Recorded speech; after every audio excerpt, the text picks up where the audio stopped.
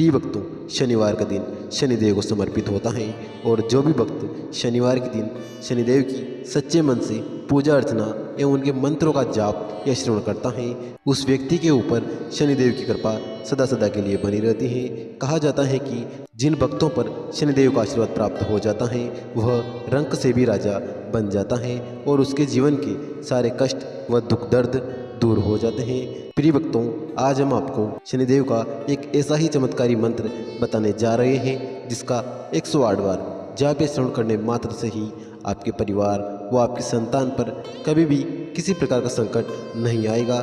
साथ ही इस मंत्र के प्रभाव से शनि दोषों से भी मुक्ति मिलती है और भक्तों पर शनिदेव की कृपा हमेशा हमेशा के लिए बनी रहती है। मन चाहा फल व वर प्राप्त होता है। माता पिता एवं बच्चों का स्वास्थ्य हमेशा ठीक बना रहता है। घर के सभी आपसी कलेश हमेशा के लिए मिट जाते हैं। व्यवसाय से लेकर छोटे बड़े हर कारोबार में वृद्धि होगी।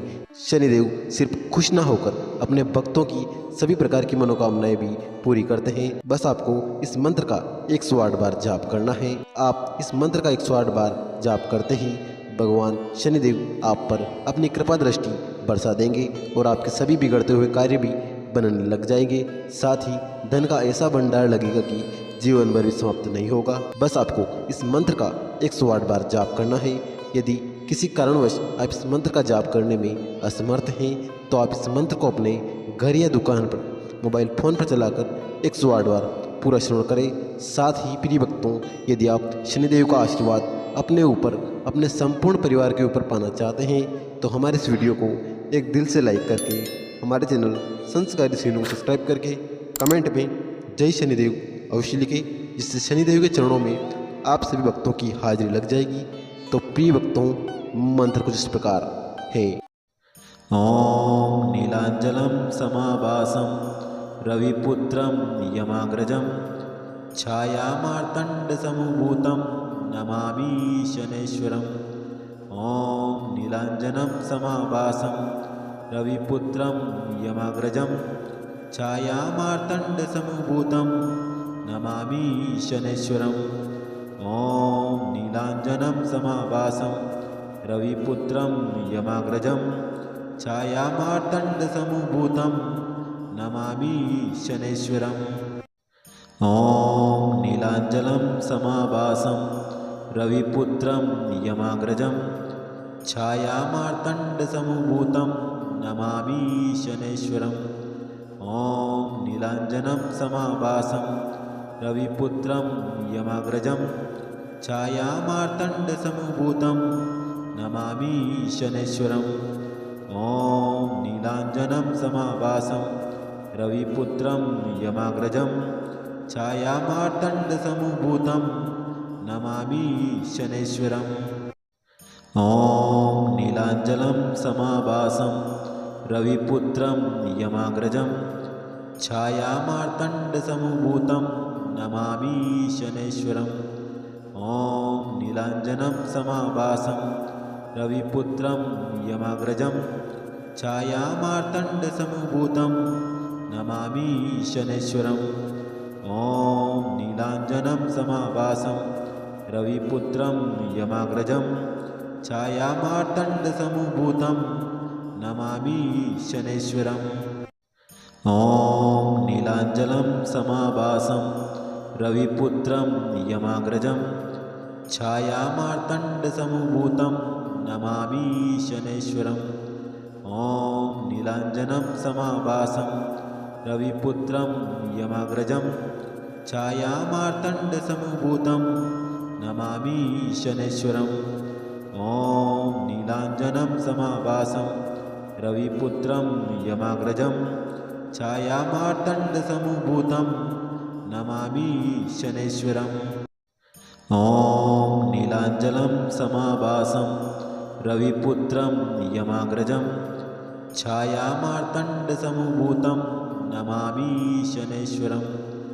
ओम नीलांजनम समाभासम रविपुत्रम यमाग्रजम छायामार्तंड समूभूतम नमामि शनैश्वरम्। ओम नीलांजनम समाभासम रविपुत्रम यमाग्रजम छायामार्तंड समूभूतम नमामि शनैश्वरम्। ॐ नीलाञ्जनं समाभासं रविपुत्रं यमाग्रजं छायामार्तण्डसमभूतं नमामि शनैश्वरम्। ॐ नीलाञ्जनं समाभासं रविपुत्रं यमाग्रजं छायामार्तण्डसमभूतं नमामि शनैश्वरम्। ॐ नीलाञ्जनं समाभासं रविपुत्रं यमाग्रजं छायामार्तण्डसमभूतं नमामि शनैश्वरम्। ॐ नीलाञ्जनं समाभासं रविपुत्रं यमाग्रजं छायामार्तण्डसमभूतं नमामि शनैश्वरम्। ॐ नीलाञ्जनं समाभासं रविपुत्रं यमाग्रजं छायामार्तण्डसमभूतं नमामि शनैश्वरम्। ॐ नीलाञ्जनं समाभासं रविपुत्रं यमाग्रजं छायामार्तण्डसमभूतं नमामि शनैश्वरम्। ॐ नीलाञ्जनं समाभासं रविपुत्रं यमाग्रजं छायामार्तण्डसमभूतं नमामि शनैश्वरम्। ॐ नीलाञ्जनं समाभासं रविपुत्रं यमाग्रजं छायामार्तण्डसमभूतं नमामि शनैश्वरम्। ॐ नीलाञ्जनं समाभासं रविपुत्रं यमाग्रजं छायामार्तण्डसमभूतं नमामि शनैश्वरम्। ॐ नीलाञ्जनं समाभासं रविपुत्रं यमाग्रजं छायामार्तण्डसमभूतं नमामि शनैश्वरम्। ॐ नीलाञ्जनं समाभासं रविपुत्रं यमाग्रजं छायामार्तण्डसमभूतं नमामि शनैश्वरम्। ॐ नीलाञ्जनं समाभासं रविपुत्रं यमाग्रजं छायामार्तण्डसमभूतं नमामि शनैश्वरम्। ॐ नीलाञ्जनं समाभासं रविपुत्रं यमाग्रजं छायामार्तण्डसमभूतं नमामि शनैश्वरम्। ॐ नीलाञ्जनं समाभासं रविपुत्रं यमाग्रजं छायामार्तण्डसमभूतं नमामि शनैश्वरम्। ॐ नीलाञ्जनं समाभासं रविपुत्रं यमाग्रजं छायामार्तण्डसमभूतं नमामि शनैश्वरम्। ॐ नीलाञ्जनं समाभासं रविपुत्रं यमाग्रजं छायामार्तण्डसमभूतं नमामि शनैश्वरम्। ॐ नीलाञ्जनं समाभासं रविपुत्रं यमाग्रजं छायामार्तण्डसमभूतं नमामि शनैश्वरम्। ॐ नीलाञ्जनं समाभासं रविपुत्रं यमाग्रजं छायामार्तण्डसमभूतं नमामि शनैश्वरम्। ॐ नीलाञ्जनं समाभासं रविपुत्रं यमाग्रजं छायामार्तण्डसमभूतं नमामि शनैश्वरम्। ॐ नीलाञ्जनं समाभासं रविपुत्रं यमाग्रजं छायामार्तण्डसमभूतं नमामि शनैश्वरम्। ॐ नीलाञ्जनं समाभासं रविपुत्रं यमाग्रजं छायामार्तण्डसमभूतं नमामि शनैश्वरम्। ॐ नीलाञ्जनं समाभासं रविपुत्रं यमाग्रजं छायामार्तण्डसमभूतं नमामि शनैश्वरम्। ॐ नीलाञ्जनं समाभासं रविपुत्रं यमाग्रजं छायामार्तण्डसमभूतं नमामि शनैश्वरम्। ॐ नीलाञ्जनं समाभासं रविपुत्रं यमाग्रजं छायामार्तण्डसमभूतं नमामि शनैश्वरम्।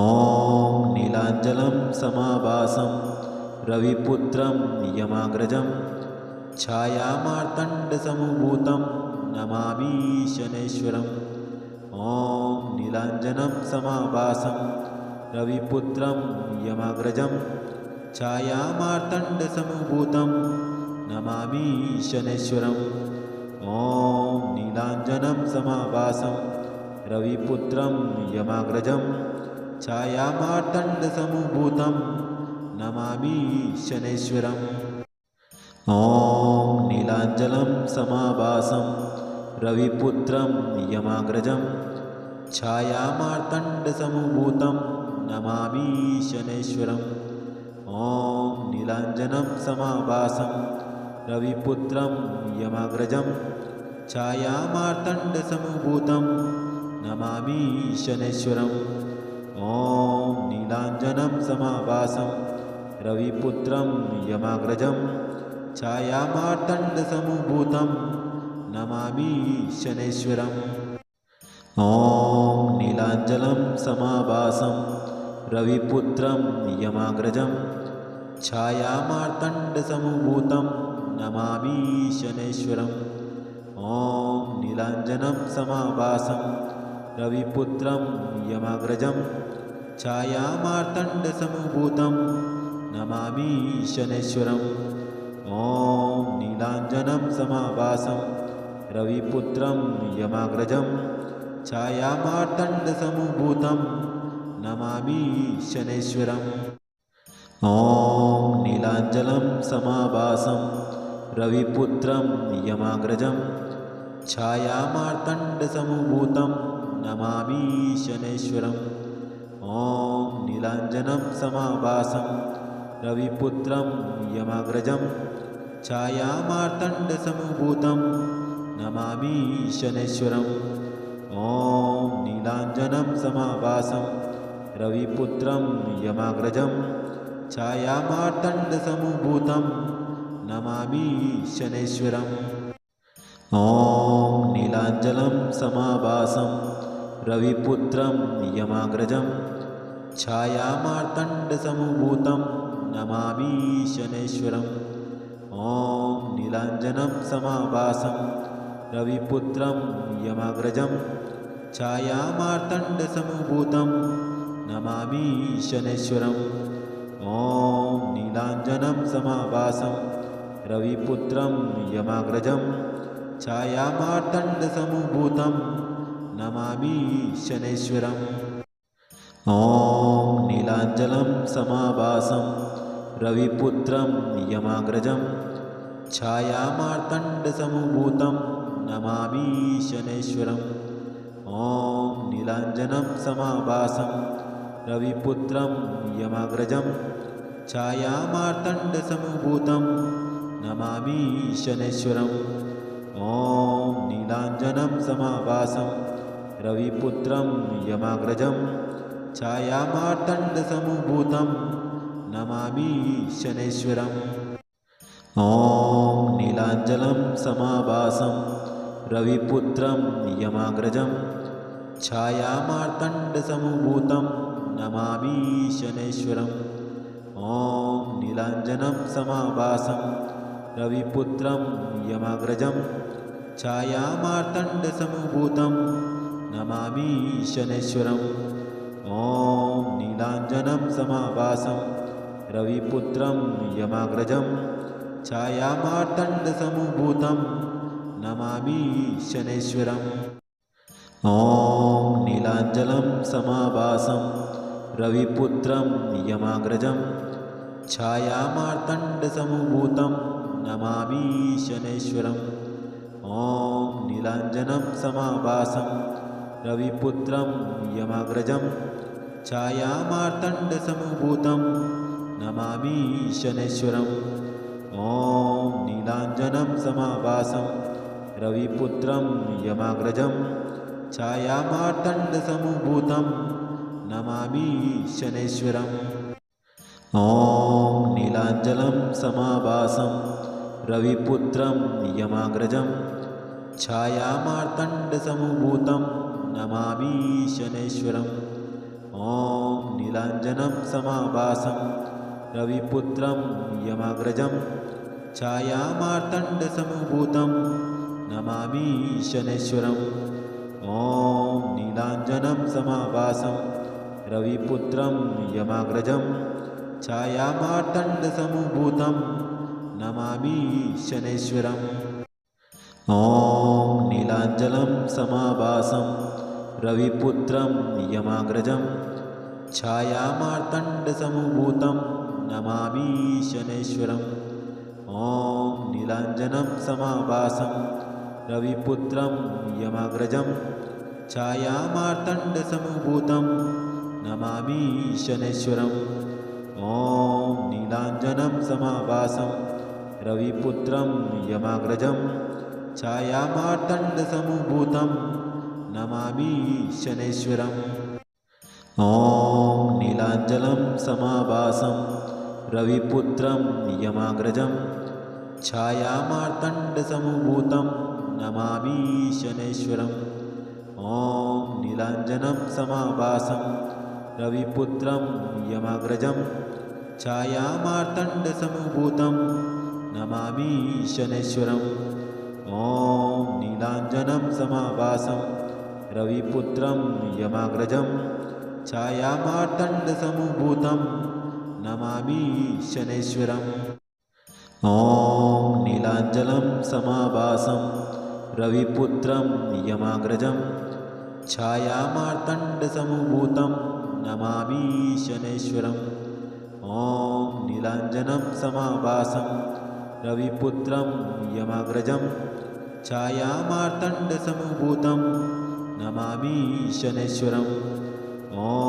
नीलाञ्जनं समाभासं रविपुत्रं यमाग्रजं छायामार्तण्डसमुभूतं नमामि शनैश्वरम् ॐ नीलाञ्जनं समाभासं रविपुत्रं यमाग्रजं छायामार्तण्डसमुभूतं नमामि शनैश्वरम् ॐ नीलाञ्जनं समाभासं रविपुत्रं यमाग्रजं छायामार्तण्डसमुभूतं नमामि शनैश्वरम् ॐ नीलाञ्जनं समाभासं रविपुत्रं यमाग्रजं छायामार्तण्डसमुभूतं नमामि शनैश्वरम् ॐ नीलाञ्जनं समाभासं रविपुत्रं यमाग्रजं छायामार्तण्डसमुभूतं नमामि शनैश्वरम् ॐ नीलाञ्जनं समाभासं रविपुत्रं यमाग्रजं छायामार्तण्डसमुभूतं नमामि शनैश्वरम् ॐ नीलाञ्जनं समाभासं रविपुत्रं यमाग्रजं छायामार्तण्डसमुभूतं नमामि शनैश्वरम् ॐ नीलाञ्जनं समाभासं रविपुत्रं यमाग्रजं छायामार्तण्डसमुभूतं नमामि शनैश्वरम् ॐ नीलाञ्जनं समाभासं रविपुत्रं यमाग्रजं छायामार्तण्डसमुभूतं नमामि शनैश्वरम् ॐ नीलाञ्जनं समाभासं रविपुत्रं यमाग्रजं छायामार्तण्डसमुभूतं नमामि शनैश्वरम् ॐ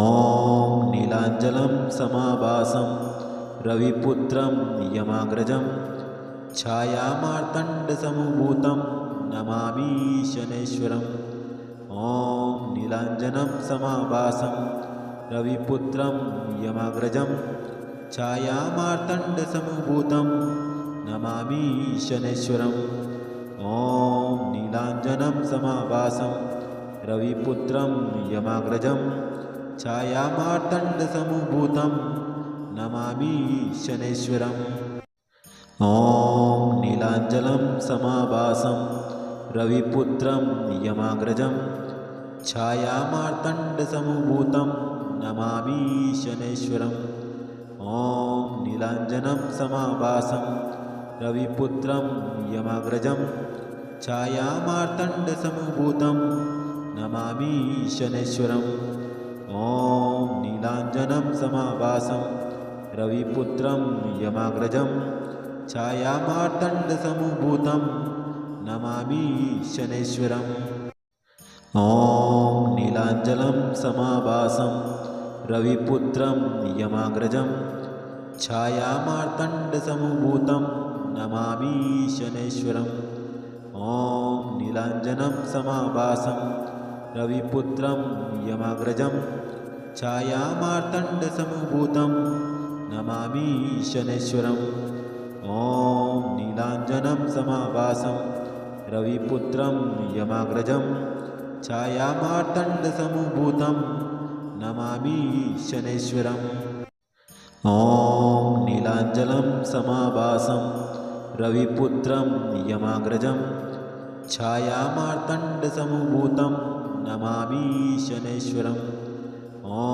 नीलाञ्जनं समाभासं रविपुत्रं यमाग्रजं छायामार्तण्डसमुभूतं नमामि शनैश्वरम् ॐ नीलाञ्जनं समाभासं रविपुत्रं यमाग्रजं छायामार्तण्डसमुभूतं नमामि शनैश्वरम् ॐ नीलाञ्जनं समाभासं रविपुत्रं यमाग्रजं छायामार्तण्डसमुभूतं नमामि शनैश्वरम् ॐ नीलाञ्जनं समाभासं रविपुत्रं यमाग्रजं छायामार्तण्डसमुभूतं नमामि शनैश्वरम् ॐ नीलाञ्जनं समाभासं रविपुत्रं यमाग्रजं छायामार्तण्डसमुभूतं नमामि शनैश्वरम् ॐ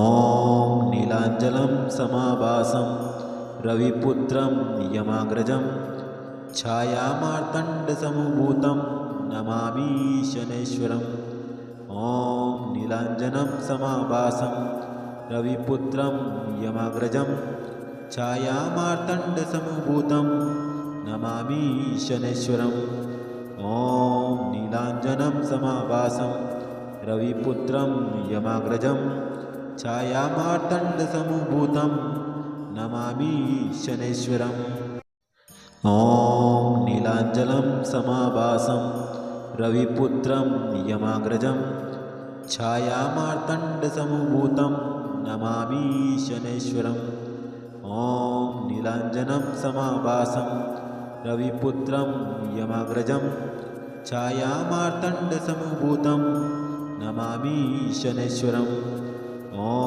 नीलाञ्जनं समाभासं रविपुत्रं यमाग्रजं छायामार्तण्डसमुभूतं नमामि शनैश्वरम् ॐ नीलाञ्जनं समाभासं रविपुत्रं यमाग्रजं छायामार्तण्डसमुभूतं नमामि शनैश्वरम् ॐ नीलाञ्जनं समाभासं रविपुत्रं यमाग्रजं छायामार्तण्डसमुभूतं नमामि शनैश्वरम् ॐ नीलाञ्जनं समाभासं रविपुत्रं यमाग्रजं छायामार्तण्डसमुभूतं नमामि शनैश्वरम् ॐ नीलाञ्जनं समाभासं रविपुत्रं यमाग्रजं छायामार्तण्डसमुभूतं नमामि शनैश्वरम् ॐ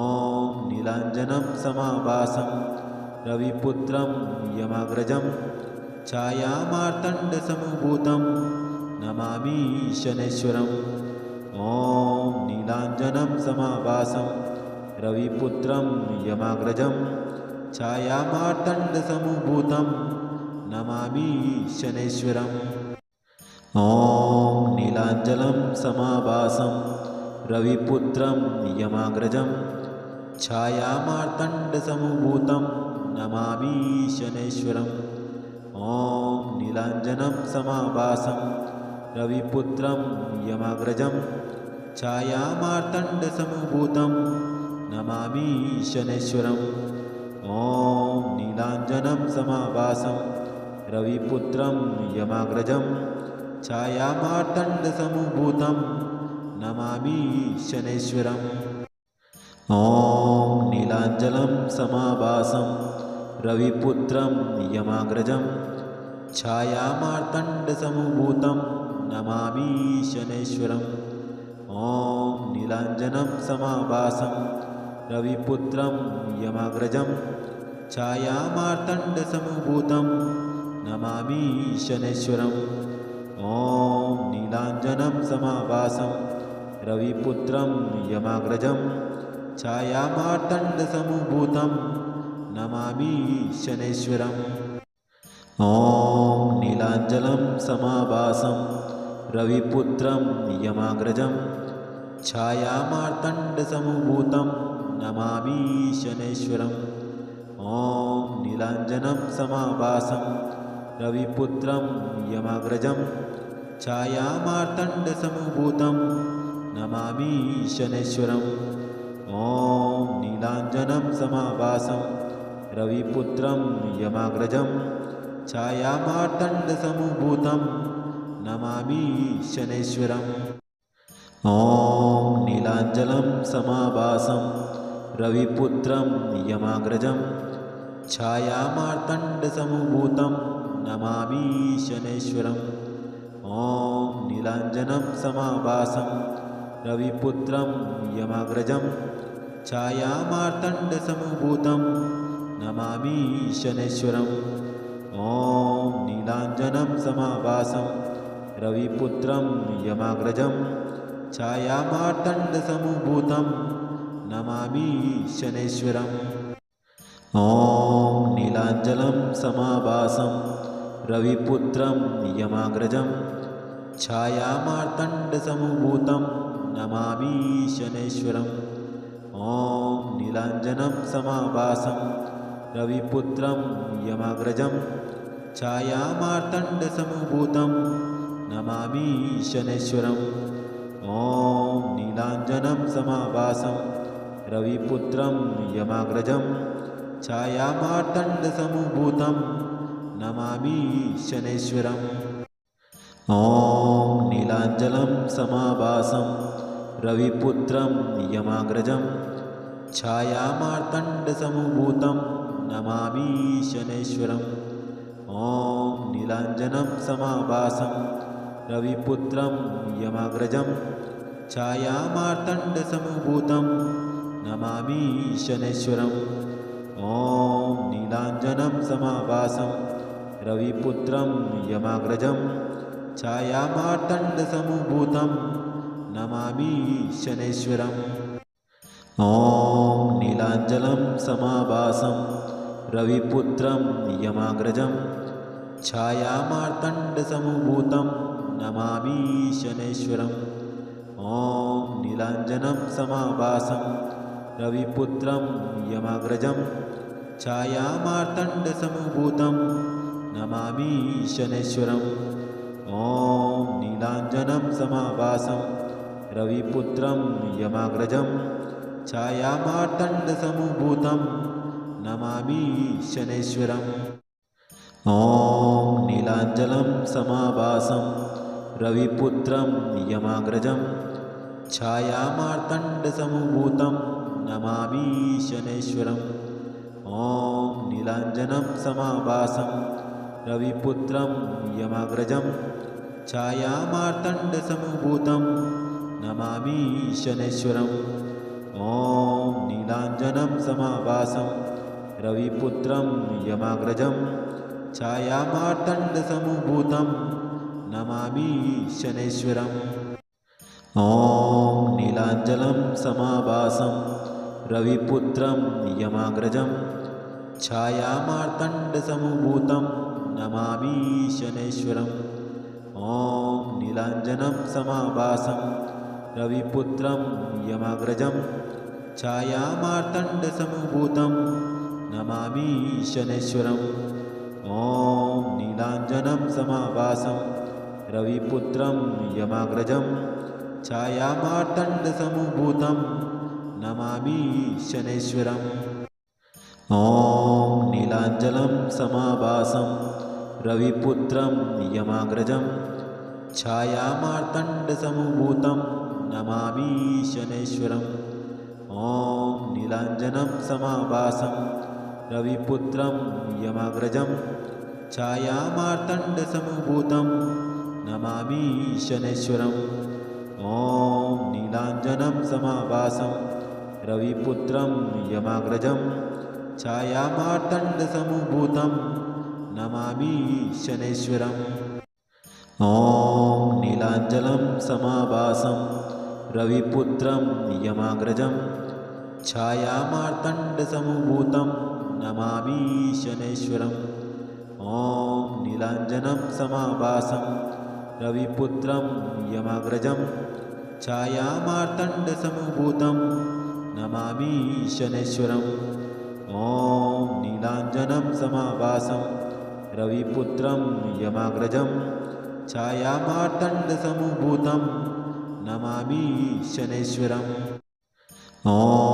नीलाञ्जनं समाभासं रविपुत्रं यमाग्रजं छायामार्तण्डसमुभूतं नमामि शनैश्वरम् ॐ नीलाञ्जनं समाभासं रविपुत्रं यमाग्रजं छायामार्तण्डसमुभूतं नमामि शनैश्वरम् ॐ नीलाञ्जनं समाभासं रविपुत्रं यमाग्रजं छायामार्तण्डसमुभूतं नमामि शनैश्वरम् ॐ नीलाञ्जनं समाभासं रविपुत्रं यमाग्रजं छायामार्तण्डसमुभूतं नमामि शनैश्वरम् ॐ नीलाञ्जनं समाभासं रविपुत्रं यमाग्रजं छायामार्तण्डसमुभूतं नमामि शनैश्वरम् ॐ नीलाञ्जनं समाभासं रविपुत्रं यमाग्रजं छायामार्तण्डसमुभूतं नमामि शनैश्वरम् ॐ नीलाञ्जनं समाभासं रविपुत्रं यमाग्रजं छायामार्तण्डसमुभूतं नमामि शनैश्वरम् ॐ नीलाञ्जनं समाभासं रविपुत्रं यमाग्रजं छायामार्तण्डसमुभूतं नमामि शनैश्वरम् ॐ नीलाञ्जनं समाभासं रविपुत्रं यमाग्रजं छायामार्तण्डसमुभूतं नमामि शनैश्वरम् ॐ नीलाञ्जनं समाभासं रविपुत्रं यमाग्रजं छायामार्तण्डसमुभूतं नमामि शनैश्वरम् ॐ नीलाञ्जनं समाभासं रविपुत्रं यमाग्रजं छायामार्तण्डसमुभूतं नमामि शनैश्वरम् ॐ नीलाञ्जनं समाभासं रविपुत्रं यमाग्रजं छायामार्तण्डसमुभूतं नमामि शनैश्वरम्।